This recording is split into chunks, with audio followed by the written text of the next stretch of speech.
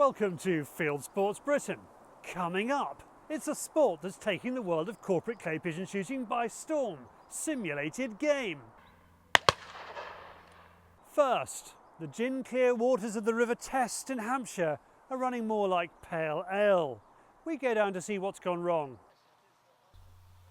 I am in Hampshire, looking at a river that locals say is in crisis this year. I speak to Mick Lunn, who started as a river keeper on the River Test on the Houghton Club water 60 years ago. It was, when we turned up here, a bit coloured. What's the reason for that at this time of year? Well, we have years when it's perfectly clear. Next year it's dirty.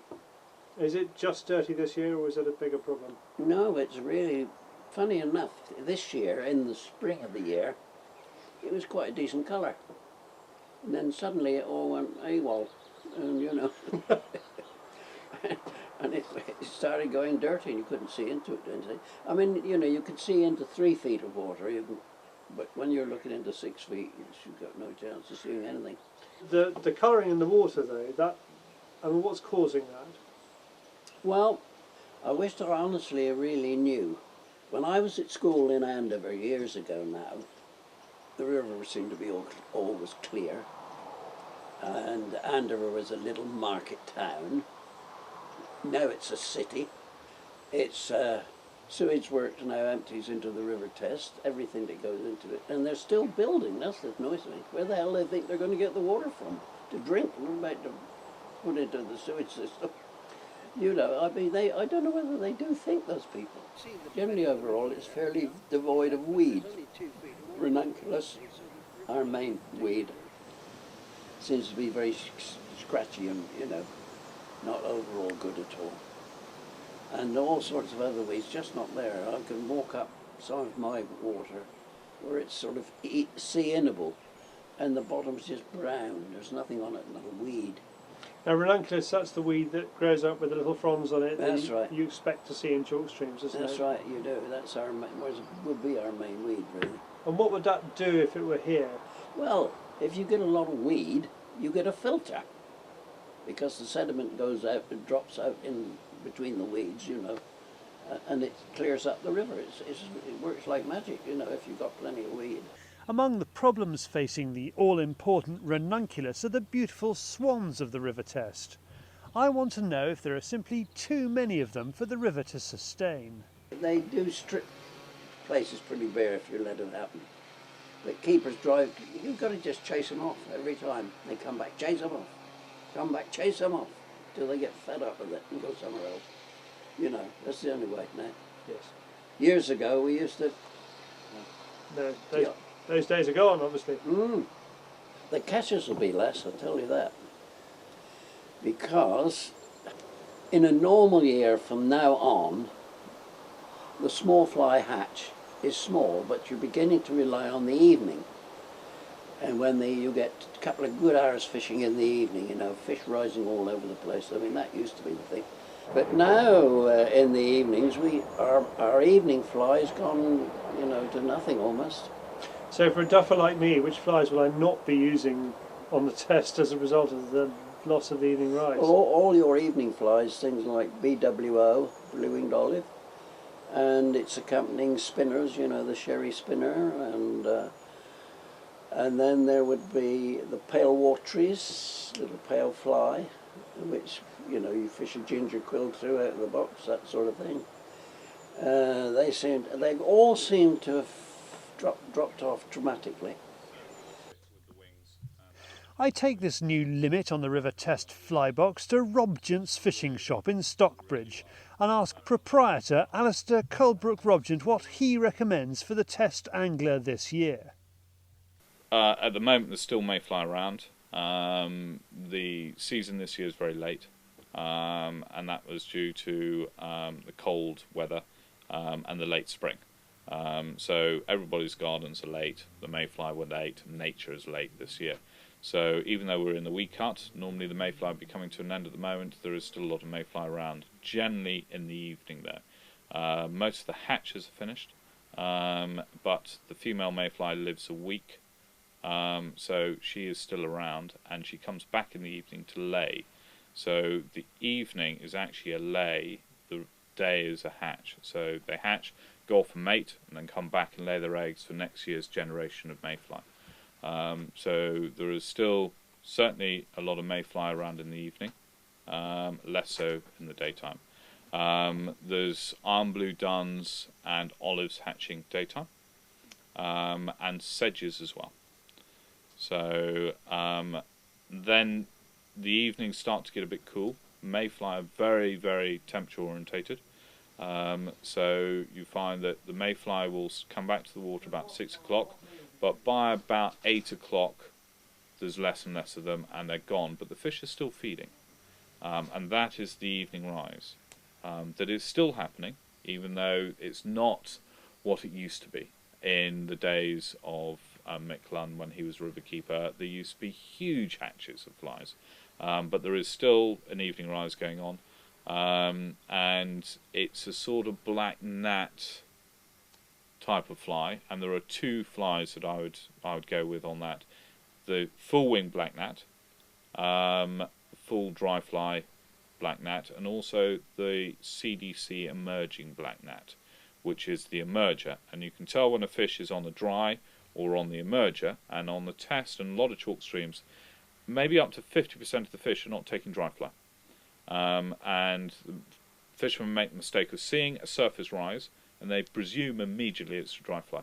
A dry fly take from a brown trout is either just rings and you never see anything, or if you're incredibly keen eye, you see a nostril, a nose poke out and take a dry fly. If you see a fish porpoise, and I will say to customers, porpoising like a dolphin, head and tail, like a salmon showing in the tail of a pool, a running salmon coming in head and tailing. And basically it's the dorsal fin and the tail show in the rise. He is not taking dry. And a lot of fishermen make the mistake of thinking that because it's on the surface of dry fly, and I have customers coming and saying, last night this fish, I didn't spook it, I tried 20 different dry fly at it, I couldn't see what it was feeding on, what is the smallest dry fly you sell in the shop? And I say, well, hang on a second, so was it head and tailing? What do you mean? I said, well, was its dorsal fin and tail showing in the rise? Yes, it was. Right, so it wasn't taking dry fly, it was taking emerging nymph. And basically, it wasn't actually nymphing, and it wasn't taking dry, it's taking the sort of half-hatched nymph. And it's a nymph that's hanging from the undersurface of the surface of the water, half-hatched through. So it's half nymph and half dry fly, and it's in the process of breaking through the surface. And the classic fly in the old days used to be the clink hammer, which is exactly that, half dry fly, half nymph. But we're now finding that the real killer for those fish is the CDC, the coup de canard, which in English means duck's arse, which amuses everybody. But its whole name comes from the fact that the eiderdown feather on the front of the fly comes from the rear end of a duck near its oil gland. And people say, well, why does a duck have an oil gland? When duck preen their feathers, they coat their feathers with oil to make them waterproof so they can sit on water. So all duck have an oil gland at the rear of them, near their arse. And basically this eiderdown feather comes from the very next door, right beside that oil gland. So it's naturally impregnated with floating. So it's the one fly that you fish and never ever dress with anything. You fish it au naturel. So instead of the dry fly looking like the fly looking like a dry fly sitting on the surface, it actually sinks and the hook turns through 90 degrees and hangs from the CDC tuft at the top. And therefore you've got half the fly dry fly above the water and half looking like a nymph below the water. Clive Graham-Ranger is a fishing writer who worked with Mick on his book A Particular Lunn 100 Glorious Years on the Test. He says now is the time to take action about the test. The problem is that serious. The planners have allowed not just to Andover but various other estates just up the valley here, and have taken no notice whatsoever of the requirement of the water. The water's a much more important thing. It comes up naturally from aquifers and gives life to the valley, and what they're doing is building more homes, planning more cities, building more roads where you get runoff from the tarmac, which basically is going to kill the river. And if the river's dead, there's nothing here. Can't you trust the Environment Agency? I mean, they've been at this game for a little while, haven't they? They've been at this game about a fortnight compared to people like Lunn, who have absolute thoroughgoing 3-generation knowledge, more than 3 generations knowledge of the river. And they've lived close by the river, they've earned their living from the river, and the Environment Agency keeps sticking this on and sticking that on, and fill out this form, fill out that form, which is totally nonsensical based on the base, if you like, the inherited knowledge of the people who've lived in the valley and know the river. So you're saying trust a man, you know, an old man who lives in Stockbridge, although he's lived on the river all his life, over somebody with a degree and a graduate? Well, we all know what the graduates have done. Like, they put a fish counter down at Broadlands, which counted nothing because they couldn't actually make it work against a river that rises and falls. Quite how they didn't realise that the river rises and falls, I don't know, because they're experts. As for the fishing itself, you know, which is one of your particular passions, I mean, have you seen it significantly fall off this year? It makes no sense. They're talking now about fish do not rise to mayfly. When I was a child growing up in this valley, fish rose to the mayfly. There's something intrinsically wrong with the water, with the way in which the water is regenerating. There's no weed, therefore there's very little in the way of fly, and the fish are simply confused. And the fishing here is getting worse and worse. And that is, if you like, that's how this valley earns its living, by people coming down and paying £200 a day to fish a pristine chalk stream. It is now not pristine, and very few fishermen. I fished with somebody the other day who said, "I've had an annual rod here for 5 years. I'm going to go back to just occasional fishing because there's no point at the front of the season, no point at the back of the season, and even the mayfly is almost non-existent." This is supposed to be a world-class water. It's not anymore. It used to be known as Millionaire's Row. It used to be said that if you bought 100 yards, or if you rented 100 yards or bought 100 yards, 1 bank, 2 bank, it was £1 million. Nobody would spend £1 million here now. It just isn't worth it. The river is in absolute decline and nobody's prepared to do anything about it. If you're a regular on the test, don't be downhearted. Mick says the river has faced problems before and recovered. When I first started in 42, we had a similar sort of mayfly, you know, Duffers fortnight time came. The mayfly came, the spinners went back, and everything went according to Dorset. And then suddenly we had 2 years when the weather for them returning to egg lay was terribly bad. Night frosts and all sorts of things, you know. And a lot of them didn't get back to lay eggs. And 2 years after that, we more or less ran out of the mayfly. Didn't come. And then the next year was bad, and the same happened. They didn't come. So we had quite a few years, in fact, from about 1960 to the year they came back was 1978. Really? And so they've been missing for 20 It's almost a years. generation. Yeah. Gosh. And when they came back, I remember that night so vividly. We were going out to fish the evening rise in late May, early June almost, and hoping to catch a fish on a pale water or something. When we got to the river, the air was covered in mayfly, and they were all boring upstream, about 40 feet above the river, going and going and going and going.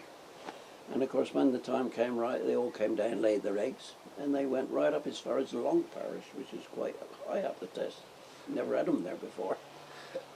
And so I said to the members, you know, hey, well, 1980 is going to be a big year, so you better get some mayfly back in the box. And sure enough, that's what happened. And it's been going strong ever since 1980. Now this is what the river test should look like in June. Here is a little-known chalkstream fishing gem, the River Frome near Dorchester in Dorset, where the tiny white flowers of the ranunculus cover the water. Can it be an alternative to the test? I come here to meet owner Oliver Pope, who is making this river a top-class destination for chalkstream anglers. We've had less ranunculus this year than we've had in previous years, which I've put down to the colder weather, in that here we are in mid to late June and ranunculus is only just flowering, so it's about 2 weeks late. The biggest downside to us for that is that it's then not holding back the water like it would normally do, so we're not having sort of deeper patches. However, across the estate's waters, and we have about 4 miles on the Frome. We've got several places that we put hatch boards in, which can hold the water back. So that then holds the fish quite well. And this is a perfect sporting estate in many ways. We've got a shoot here. We've got a shoot which is slightly unusual from many shoots, and it was planted for shooting about 100 or so years ago. And so that we've got natural deep chalk valleys, but then it's unusual to have nice mature English woodland which you're shooting over. So the birds are high, not astronomically high. Every bird is shootable, which again is quite an important aspect of what we offer. But it does offer very, very good day sport. Oliver takes me up to look at the rather unusual accommodation for fishers and shooters on the estate. The shooting box, as it's called, often appears in lists of top 10 UK shooting lodges. We're standing outside our pretty unique shooting box, which the original part was built sort of 150 years ago, and then more recently added to. So it's now sort of sleeps 9.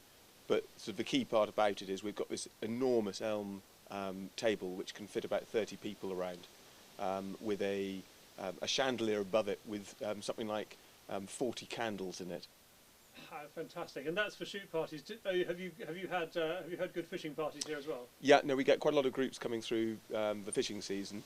Where we're actually standing at the moment, we're about a mile from the nearest road, sort of overlooking the main Frome Valley. So for groups, it is phenomenal.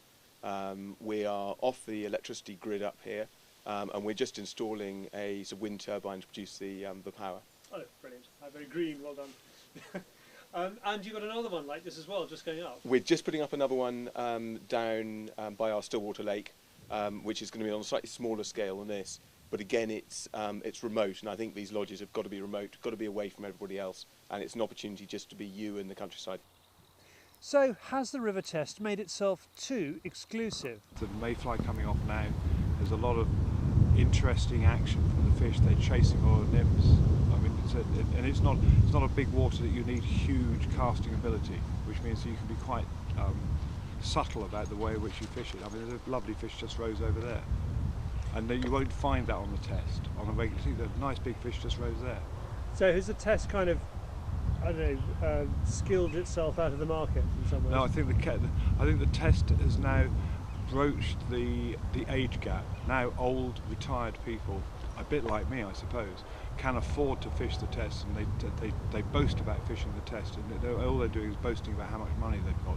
They're not boasting about what actually is what fly fishing is really all about, which is competing with the fish, with the choice of fly that works. Ranger works hard on the fish here and long into the evening. We meet up later on and his girlfriend Mannin shows me the fruits of his labours, a 1.5 pound trout from the Frome at Rackleford. Visit www.rackleford.co.uk.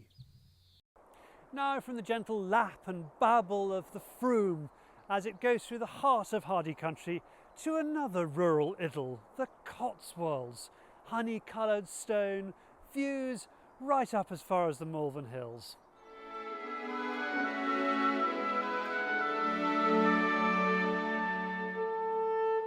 It's extraordinarily similar to a shoot day, apart from the ceramic nature of the birds themselves. There is the gentle coming together of guns at a good-looking country house. Today it's Rookery Hall near Broadway in Worcestershire. There is the meeting, the greeting and the preamble by the host. In this case, Daniel Martin of simulated game shooting organiser Prescott Shooting. The same apply. You're not on a clay ground, okay? Everything you're shooting at, you've got to make sure it's safe. Sometimes you do get little... Draw pegs and then they move off to the stands where, apart from the sizzling weather, it's similar to a December day at the height of the season.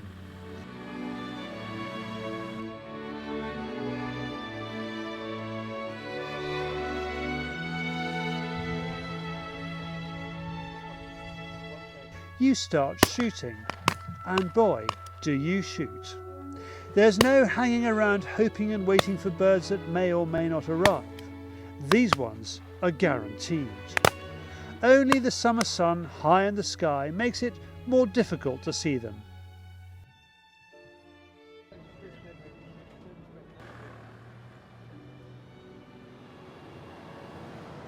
Basically, we set up as close as possible to identical to a real game day, a real driven game shooting day. We try and give basically a whole aspect of all the different species that you can shoot in the UK. Different locations, in woodlands, shooting woodland rides, to open valleys, open grass valleys and parkland. Gives you a whole aspect of shooting different species, but on one estate. If your birds are a dead cert, you can pick and choose where you hold your shoot. So what is Daniel looking for in an estate? The venue is very important. One, obviously, as it's a sporting venue already, at Middle Hill, we have the facility for the shoot room. There's a fantastic shoot room here, which obviously makes the day as well, with all sort of the hospitality side of things. I've hand-picked venues in the Cotswolds that can, one, give you the variation, so you're not going from grass valley to grass valley and it's the same thing. It's got variation over a short area of the estate, so you're not travelling miles to each drive.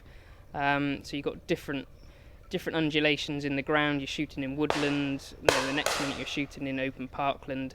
So it gives the variation. If we travel, say if someone wanted a simulated day on their own estate, I can travel there, go through the different drives and make the best potential of what the ground has to offer. It all depends on the topography, again, on what birds you can produce on each estate. There's a few clients that like to double gun. One of the guns is David Stapley of gun distributor Browning. He seems pretty happy with the day's shooting. We just thought it might be fun to try some double gunning, and I have been shown how to do it once by a very good loader, and I just thought it'd be a bit of fun to try it again. So it's only the second time I've tried it. What gives these birds wings? Well, it's not battery power. Dan employs a team of trappers who fling clays from where beaters normally beat. I've got a fantastic team of trappers. It's headed up by John Sherlock, which is actually the keeper at Sudeley Castle. He's sort of managed the sort of trapping side for 3 years now. Plus I have a regular team of trappers which are all fully trained, and they can produce some spectacular targets. I mean, very rarely you'll see the same clay come out with the same trap on a regular basis. There's so much variation. They're a great team. They obviously work together. All the kits in trailers, clays, various things all loaded up and onto the next drive very efficiently. What is it that gets the guns excited about simulated game? It's very much like the real thing, and it really keeps you in good form during the close season. Hard work, there's a lot more of it, a lot more shooting, a lot more shots, so you're shooting all the time. It's continual shooting, but good fun, different but good fun. I've done charity days and I've done other simulated days, but this one I think has the greatest similarity to a full game day. You get the atmosphere of a game day here because you do the pegs and you break for a lunch and you have a social chat between drives, so it's very much the same atmosphere as a real game day. The only difference is the weather.